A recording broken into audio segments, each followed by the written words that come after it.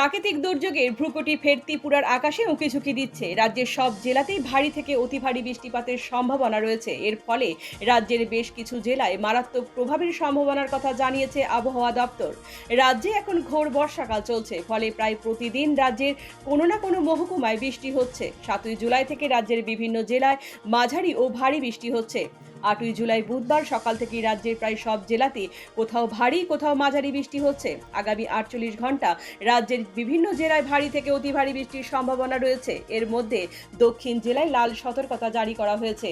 এই জেলায় বজ্রবিদ্যুৎ সহ ভারী বৃষ্টির সম্ভাবনা রয়েছে।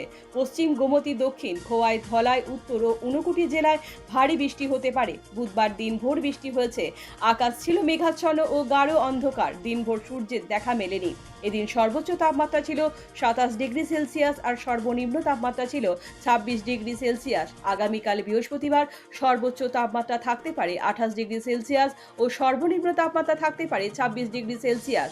এদিকে গত দুদিনের ভারী বৃষ্টিতে রাজ্যের বেশ কিছু জেলায় নিম্নাঞ্চলগুলিতে জল জমে আছে। কৃষি জমিগুলি বৃষ্টির জলে ডুবে আছে, ফলে কৃষকদের মুখে হাসি ফুটেছে।